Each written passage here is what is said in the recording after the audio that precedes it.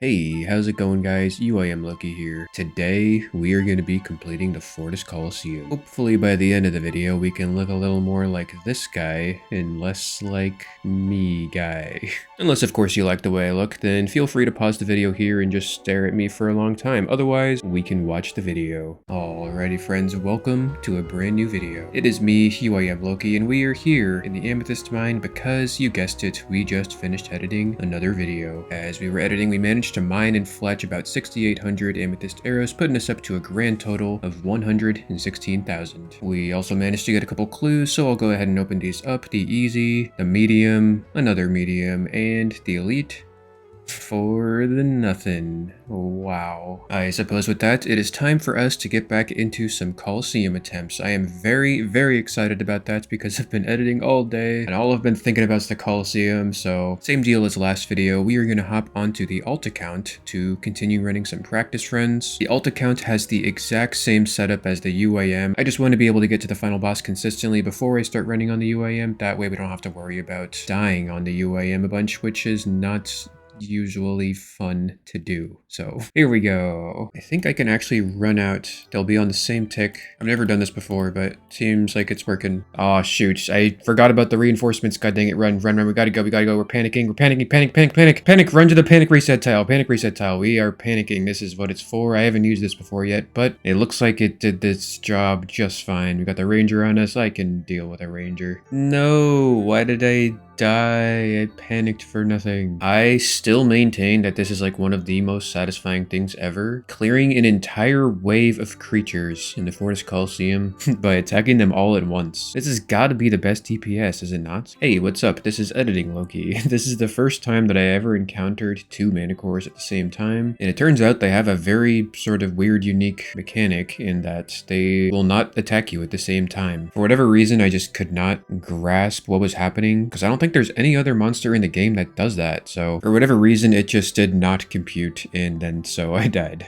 Actually, you know what? It does kind of make sense that Jagex would design them this way, because if they attacked at the exact same time, all you would really have to do is flick one of them, and you would automatically flick the second one by virtue of the fact that they're attacking at the same time. And maybe that's like too easy, so they made it like this instead, like make it a bit harder. I don't know. That's kind of the only rationalization I can come up with. Dang it, I got the unlucky major spawn. I gotta burn this ranger down. At least they're on the same tick. Dude, what are the odds? What are the odds we get the unlucky major spawn and then that there's just so happen to be exactly on the same tick so I can't perflick? It should be like a 1 in 10, but it happens every time, so I'm confused. Pro tip number 43. You can stack the major and the meleeer with the scythe to get some nice DPS. Oh, I just died to Doom. I haven't died to Doom yet. Guess you can die to Doom. Alright, well, Doom is an invocation where every time you take damage, you accrue 1 point of Doom. When you've hit either 5, 10, or 15 points of Doom, you will die, depending on which tier Doom invocation you're on. So we were on Doom 2, which is 10 points of Doom kills you. And now I can say, I know what that looks like to die to Doom, and I'm gonna not do that anymore.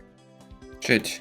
That was incredibly dumb. That was incredibly dumb. See, this is what you want to have. I've already selected 3 separate invocations, and the game will like try and get you to upgrade the current ones you have. So instead of offering me any new ones, it's offering me all 3 of the ones I've already picked, and all 3 of these I'm comfortable leveling up. So this is kind of like a best case scenario. Our invocation theory is coming to fruition. We got offered 2 of the good invocations that we don't mind leveling up, and then 1 new one. That is pretty ideal. Had we gotten offered 3 new ones, for example, it could have been 3 bad new ones, which we would have had to like reset the entire thing because a lot of them are just untenable. It's nice that we didn't have to do that because we didn't get offered 3 new ones because we did spread our wings out wide early, so now we have a wide net of invocations to level up instead of getting offered new ones. I'm gonna do a fancy strat here. I'm gonna pull both of these majors over. Get on me. Shit, this might have been a really bad idea actually. And now I'm dead. Blasphemy. I have Blasphemy 3. Dude, Blasphemy 3. I have to start respecting that, dude. I mean, that was it was a bad idea, but I could have pulled it off if my prayer didn't fucking drop. Pretty interesting looking stack over there. Should be fun to sort out. This reminds me of a concept called potential energy. It also reminds me of a concept called Wu Wei, which is a Chinese concept, the act of non-doing. Because by doing in this situation, all I'm gonna do is reduce my potential energy. If I move here, that's gonna make them collapse. If I move here, that's gonna make them collapse in a different way. way. But if I sit here in non-do and contemplate, I will maximize the number of options at my disposal by not wasting options by moving preemptively. So unfortunately, I don't know how to calculate this, so I'm just gonna probably start moving around and see what happens. But if you were better, then you would be able to do different stuff. Oh, Sunfire Fanatic Hercurier ass. That's a nice item. That's a nice looking item. I want to get that. And this is probably the best run we've ever had, honestly. Now, if we can execute it, then that will probably be good too. And that is what we call perfect execution. I'm blaming it on the stream. Oh my God, there is way too much going on right here. Wow, that was really bad. That's why Blood Fury would be nice, because then I wouldn't have to bring Blood Barrage, so I could just do Mage, or Range and Melee, right? Oh, you got the spawn. Wait, dude, I've never seen this. I've never seen this. The guy spawned and then the wave ended because he must have, the reinforcements must have spawned one tick too late. Fuck, I don't want to do Solar Flare 3 either. I guess we're doing Quartet. All right, our first ever Quartet. We're now going to get 4 Fremenics who are going to come flying at us from now on, including on the final boss. All right, so we start the wave and hey, would you look at that? There's 4 Fremenics instead of 3. Supposedly the 4th one is just a random combat style. Looks like we got a range one. No! Dude, one tick early. I switched one tick early.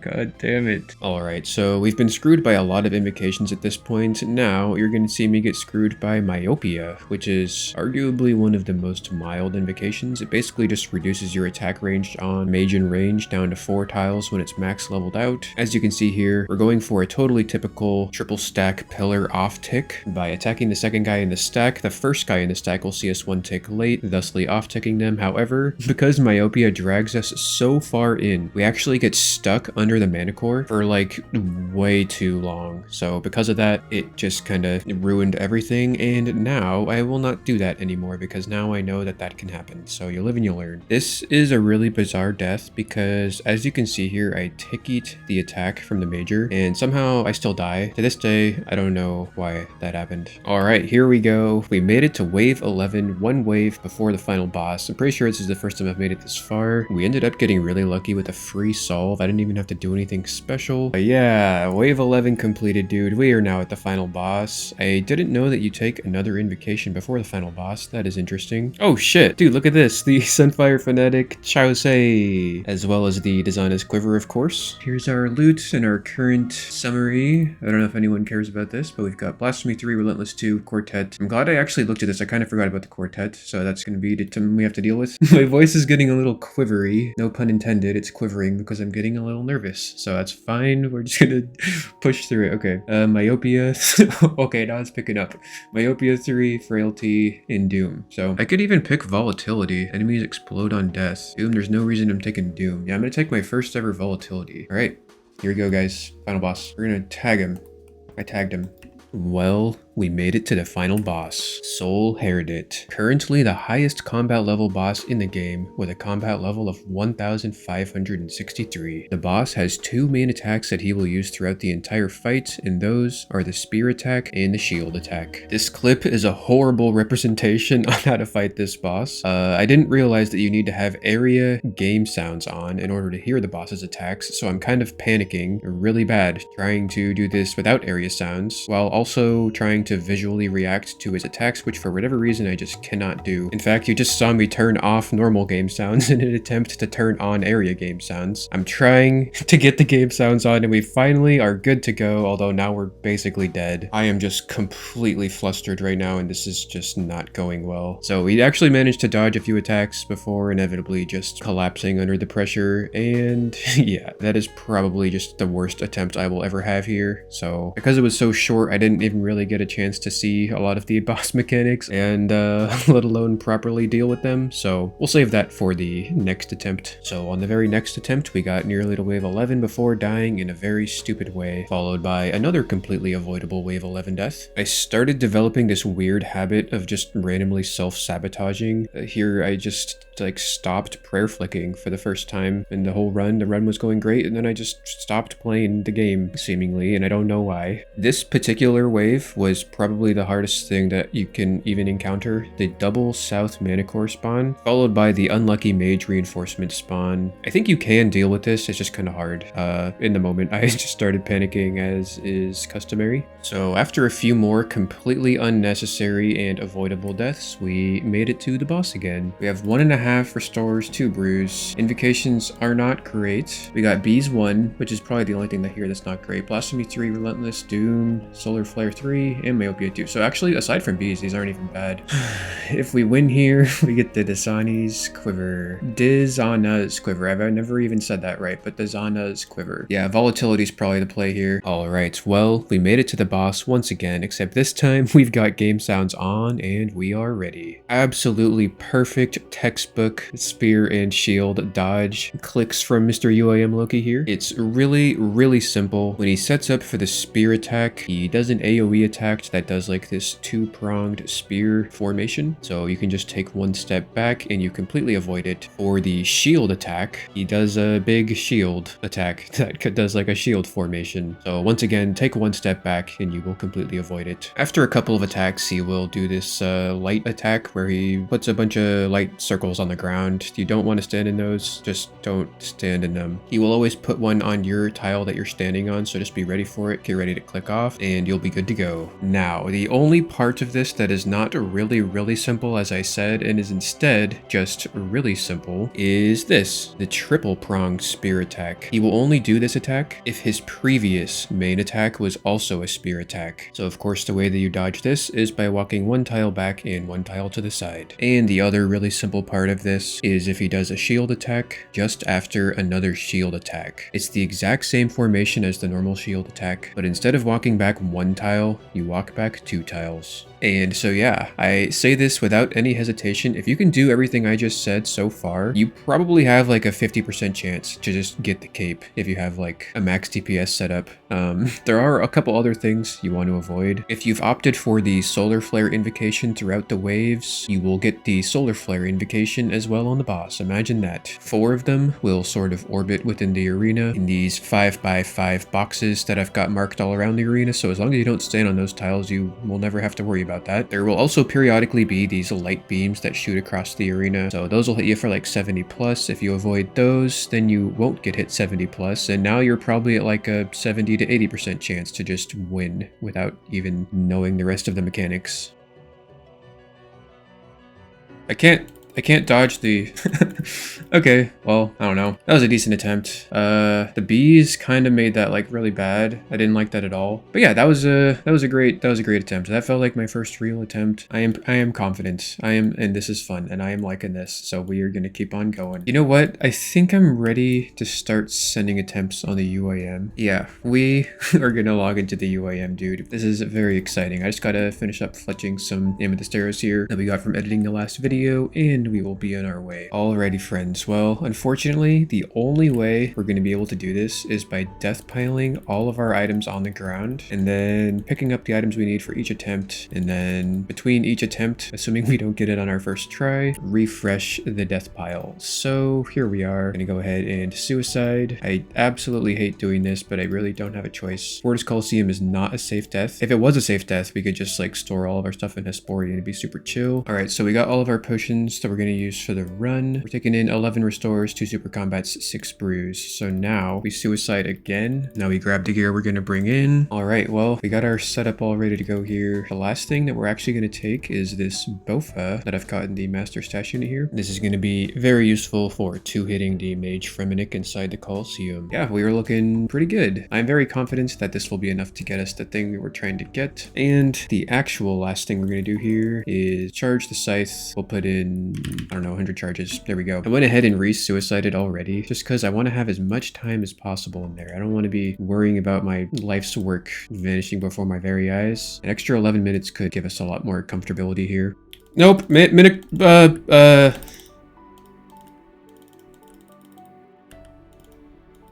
Holy shit. That was really stressful. Yeah, that's the doom. I missed the flick. I don't know, I just panicked. Well, that is fine.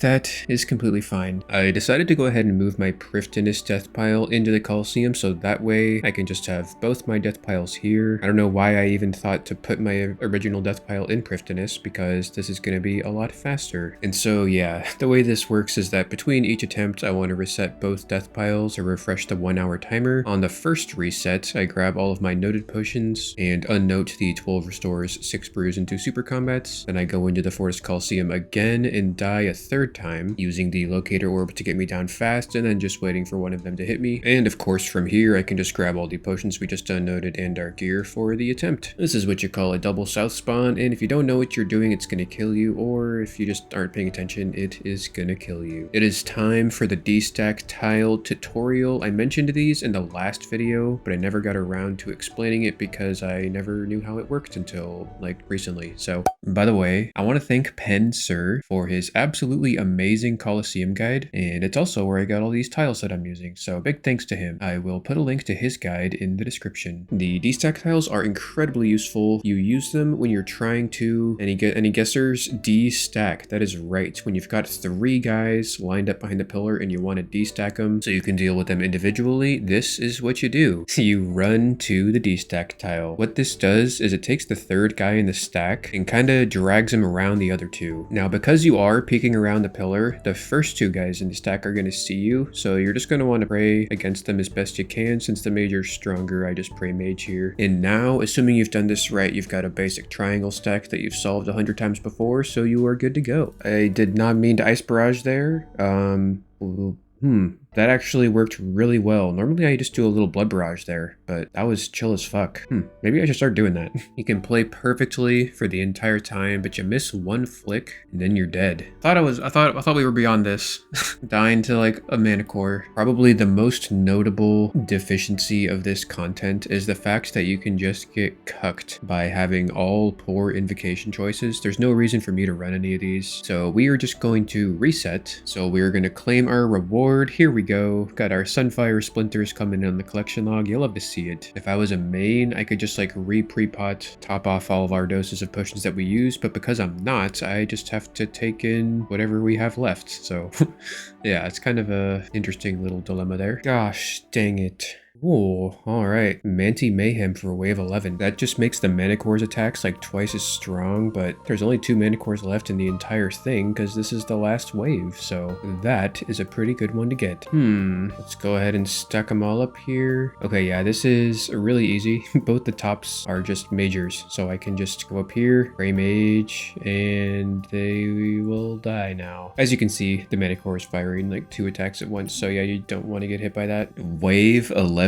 completed on the UIM, dude. We made it to Saul Herit. Holy shit. Summary, loot, and modifiers tab. Feel free to pause the video if you want to see what invocations we have. My stuff is going to despawn and it's making me really nervous, so I'm just going to go ahead and jump right in. We are picking Relentless 2. This is officially attempt number 1 at Saul Herit on the UIM.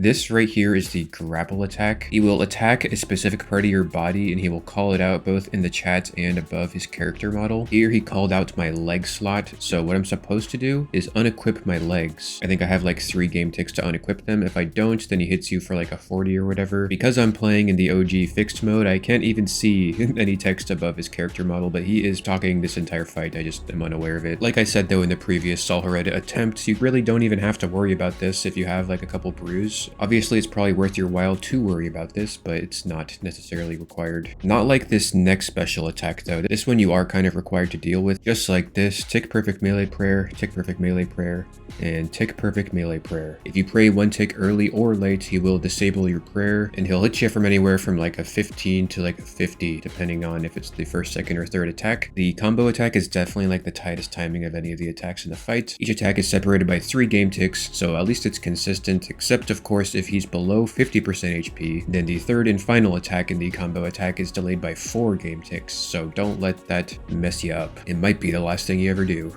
But yeah, once you get into a nice rhythm with this fight, it's actually really fun. There's quite a bit of room for skill expression in terms of maneuvering around the room. There are definitely bad, good, and great ways to move around the room in terms of the light attacks. As you can see here, I'm about to get hit by another combo attack, and instead of attacking him while I'm doing this, I'm just kind of standing there because I really want to focus. But if I was better, I could get off like a bunch of free attacks while he's doing that. As assuming you do that right, you aren't going to be taking any damage, so it's just free damage on the boss. All things considered, I think that this is a really well-designed fight.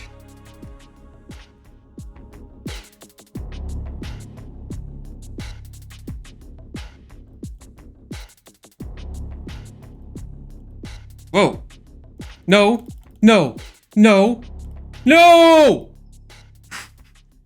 I had that, dude. I had that in the bag. 55 HP. I was going so well. I got hit by all the grapple attacks. That's fine. It's like 40 damage. And then, yeah, once I got hit by the light attack, I very easily could have just been like, okay, we got hit by the light attack. We're like 15 HP. Let's just keep going. But instead, I just started screaming and clicking, running, panicking. All right, keep going, I guess. Bro, not a single double south spawn the entire time. This entire run was so free. That is so nice. That is so comfy. Feeling more nerves than ever. I'm going to close the chat. Current invocations, blasphemy 3 lines 2, so feel free to pause the video. Oh, that's it. Okay, these 4. We're going to get logged out from 6-hour log in 10 minutes. So let's finish this off once and for good.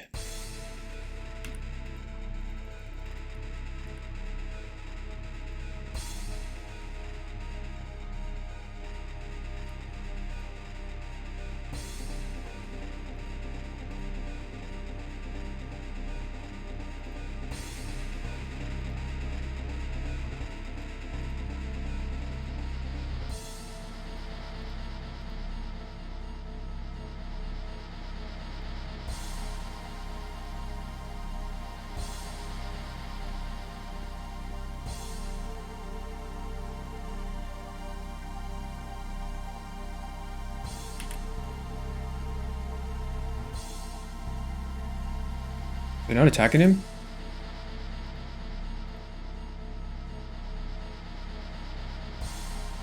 I froze, sorry.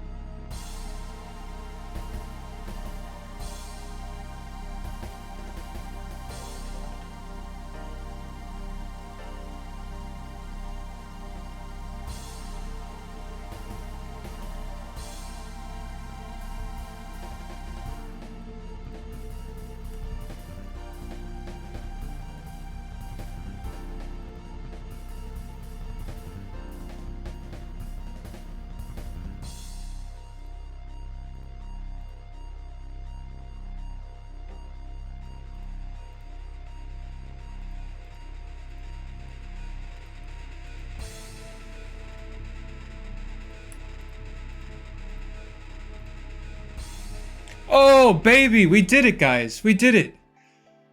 Oh. Volatility. Oh, you guys. Yes. Yes, dude. Yes. Yes. Whew, that feels good. Oh my god. Okay. Alright. Fucking did it, boys.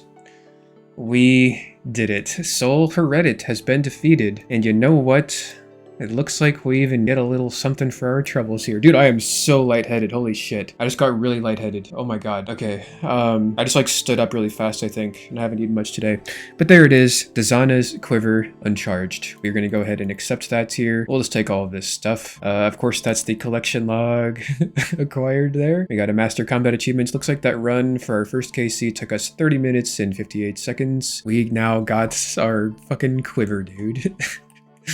Yes, we are a quiver haver. So my stuff is going to despawn from the ground in a little bit, so I'm kind of paranoid about that. We're also going to get 6 hour logged in a sec, so we barely squeezed that one out. There's one thing I do have to show you though. Mr. Kev Fire says, bet Loki won't put me in the video though. So yeah, shout out to Kev Fire. Oh right, I should probably check the Coliseum scoreboard, huh? Let's see, how many times did we die on the alt? 68 times, dang.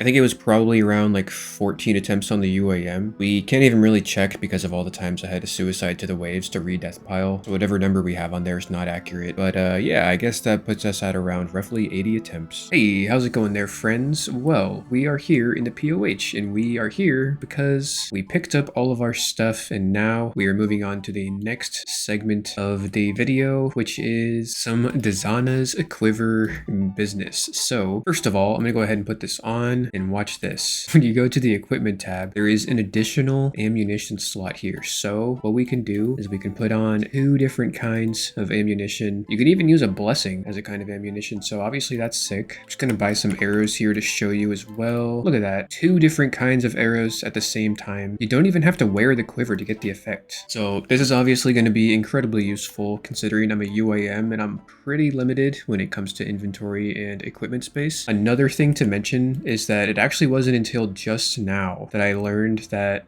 you can't create the Dazana's max cape until you get a blessed Dazana's quiver, which according to the wiki requires 150,000 Sunfire splinters, which is a lot. That is a lot of Sunfire splinters. For reference, I got about 6,000 for completing one Fortis Coliseum, which took about 30 minutes. And yeah, so I guess if we want to store this thing on the cape rack, which is definitely what we want to be doing, we're gonna have to bless it. So that could take a while. Once again, according to the wiki, you can actually exchange duplicate Dazana's quivers for 4,000 Sunfire splinters. So that means each Fortis Coliseum will give you about 10,000 splinters. I'm assuming that this is just an average drop rate that we got here, 6,000. So yeah, 10,000 splinters for 30 minutes. That's 20,000 per hour. That's only 7 hours of efficient Fortis Coliseum completions. I guess that's not too bad. There are a lot of people who can run consistent Fortis Coliseums. I am not one of them as of right now. However, we could do that in the future. And just a little reminder, one of the main reasons that we even decided to do this in the first place was because we effectively have missed out on 3,000 Onyx bolts from the next grind. Having an additional ammunition slot would have been very useful to be able to hold on to all of those. However, on the bright side, from here on out at Nex, we will be able to hold on to all of those. So that is right. We are going to be going back to Nex. In fact, I am going to head over there right now. However, that lies out of the scope of this video. So if you guys want to be notified when the next video drops, feel free to subscribe. And as always, thank you for watching. Stay safe out there. Take care. Until next time, I love you. Bye.